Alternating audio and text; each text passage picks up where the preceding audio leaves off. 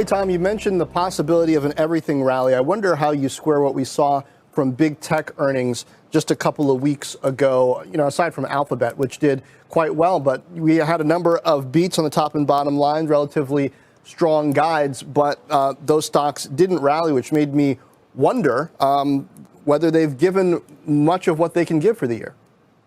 Oh, that's a great question. I mean, Q2 earnings are a little confusing because we know that delivered results are strong, but I think investors are still having the same COVID and macro overlay that while there's uncertainty about the global reopening and the spread of the virus and the safety of the vaccines and the efficacy and the vaccine resistance, so there's so many things that are overhanging the outlook that I think investors would have been selling the news on Q2. But I think if COVID is retreating in the US and we don't have a fall wave, we're going to have a really big risk rally. And again, I think even today's Bitcoin rally is really strong evidence of this everything rally. أهلا وسهلا. توم لي من أكثر المحللين المتفائلين في وول ستريت، وفي الأيام الماضية طلع في مقابلة في CNBC يتوقع the rally of everything، يتوقع أنه جميع المنتجات في أسواق الأسهم حترتفع من هنا لنهاية السنة، ويتوقع أنه مؤشر الS&P 500 حيوصل 4800 نقطة، تقدروا تقولوا توقع جريء. ويتوقع أيضا أنه البتكوين حيوصل أكثر من $100,000 في نهاية السنة. ويتكلم هنا كمان في المقابلة ويقول أنه المرحلة القادمة تقدر تحطوا ريسك أون، يعني تقدروا تخاطروا لأنه ما يشوف فيه مخاطر كثيرة للأسواق في الفترة القادمة. تقولوا الرجال هذا إيش فهمه أو غريب أو ما هو فاهم، وأقول لكم أنه توم لي من أكثر المحللين ومن المحللين القليلين اللي أنا أسمع لهم، لأنه الرجال يعني دايما عنده توقعات جريئة وفي محلها دايما، ويتكلم بطريقة علمية مدروسة، ويعني من أكثر المحللين اللي صدمني في مراحل كثيرة في الأسواق ودايما يجيبها صح. خليني أوريكم الفيديو وانتوا تقتنعوا بنفسكم. So the S&P is beyond what would normally be, hey, this is the ceiling and it's an interim bottom, you're going to retest a low. And I think the key number is 2793, because that means you've recovered half of your losses. If we get to 2793, that's typically telling us we're deep into a bull market recovery. And, something that I think we've been writing about is these declines tend to be symmetric. That's something that people think this will take a long time to resolve. The faster you fall, the faster your recovery. Historically, you recover half your losses in half the time you fell. So this means that we could see 2800 before the end of the month. I know, but it seems absurd, Tom, frankly, to be using the words bull market in the current environment. just because the numbers in New York and maybe elsewhere too seem to be improving a bit. There's a long way to go. I feel uncomfortable almost using those words. المقابلة اللي بيتكلم عنها توم لي كانت في أسوأ مرحلة الكوفيد في 2020، ويعني تقدروا تقولوا كان مرحلة اللوك داونز، الخوف من أكثر ما يكون في العالم. ويتكلم هنا توم لي إنه إحنا داخلين في مرحلة بول ماركت. مرحلة بول ماركت يعني ارتداد للأسواق ومرحلة تفاؤل كبيرة. لا يوجد أحد كان متوقع هذا التفاؤل وهذا البول ماركت. وكان بيتكلم بطريقة علمية جميلة إنه يقول مرحلة الانهيارات في 2008 أو في 2000 أو في السبعينات كلها نزل المؤشر تقريبا 30 إلى 35%، ولكن مرحلة الارتداد بتكون سريعة، وهذا بالتحديد اللي صار. نزل البريكنج بوينت اللي تكلم عنها توم لي، والارتداد قال إنه حيصير في ظرف أسبوعين، وبالتحديد هذا اللي صار. حتى المقدم سكوت واكنر يعني كان مصدوم جدا من كلام توم لي، وكان يعني تقدر تقولوا يعني مو مصدقه أبدا في الكلام، ولا أحد من المحللين صدقهم، وأنا منهم ما كنت مصدقه في الكلام. ولكن هذا الفيديو يعني تاريخي ويدرس للناس. السؤال هنا، وهل أوافق توم لي الرأي؟ وأقدر أقول لكم يعني صعب إني أوافقه لأني ما عندي الجرأة، ولكني متفائل للأسباب التالية. نبدأ بالسبب الأول. من هو أكثر مؤسسة بتأثر على أسواق الأسهم؟ ونقدر نقول الحكومة الفدرالية الأمريكية. وإيش بتسوي؟ ليها فترة طويلة أكثر من سنة ونص واقفة في صف الأسهم على حساب السندات. عشان أشرح لكم بس، أسواق السندات أكبر بكثير من أسواق الأسهم. السندات فيها تقريبا تداول 130 تريليون assets under management مقارنة بالأسهم اللي 80 تريليون. فالسندات أكبر بكثير من أسواق الأسهم، والاستثمار فيها عالي جدا. الحكومة الفدرالية دمرت أسواق السندات، دمرتها بكل تحديد. يعني صارت الآن يعني ودمرتها للأسباب اللي تكلمنا عنها في الحلقة الماضية، إنه ما تبغى الفوائد تطلع عشان التضخم يأثر وينزل ديون الحكومة.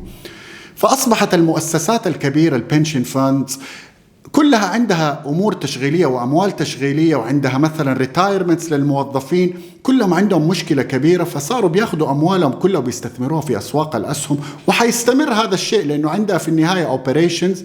ودائما نقول ونرجع ونقول إنه الحكومة الفدرالية واقفة في صف أسواق الأسهم.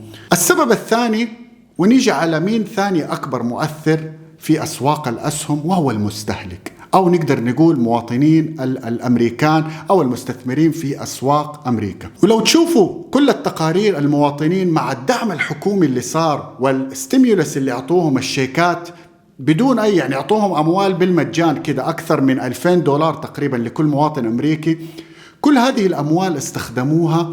وتقدروا تشوفوا أرقام الشركات، المنتجات الاستهلاكية الأساسية والغير أساسية، كلها قدمت أرقام تاريخية. شركات السيارات، شركات الملابس، شركات الساعات، كلها وصلت إيرادات وأرباح لم تشهدها في التاريخ. حتى السوبر ماركت، كوسكو، والمارت، هوم ديبو، الإلكترونيات، كلهم قدموا أرقام تاريخية للأسواق. يوريك إنه المستهلك عنده فلوس كثير، والمستهلك يعني الفاينانشلز عنده جيدة جدا ومتفائل. 3 وأرباح الشركات مقارنة ب2020. خليني أعطيكم الربع الأول من 2021 صار في نمو أكثر من 54% مقارنة بالربع الأول من 2020، رقم كبير. تخيلوا الربع الثاني من 2021 مقارنة بالربع الثاني من 2020 النمو 91%. زي ما انتم شايفين في الجراف يوريكم مرحلة النمو اللي قاعدة تشهدها الشركات كبيرة جدا، وبيوصلوا لأعلى نقطة من ناحية الأرباح. 4، غير انه الشركات أرباحها زادت، ولكن الجروس مارجنز بتزيد. إيش معناها؟ يعني الإيرادات قاعدة تزيد، تكلفة صناعة المنتجات قاعدة تقل، فالصافي الربح قاعد يزيد بالنسبة للشركات.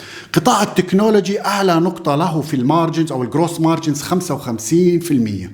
قطاع الكوميونيكيشنز، قطاع الاتصالات، قطاع الميديا، قطاع البنوك، كلها في أعلى نقطة بالنسبة للجروس مارجن. هذا يعطيك انطباع أنه المستقبل واعد، الإرباح والإيرادات حتزيد والمارجنز قاعدة تزيد، فهذا شيء ممتاز جدا للشركات. 5، ونقدر نقول أنه أغلب الشركات اللي في الS&P 500 قوائمها المالية صارت ممتازة. ليش؟ أول خطوة سووه، تعرفوا أنتم في أمريكا أغلب الشركات عليها ديون كثيرة.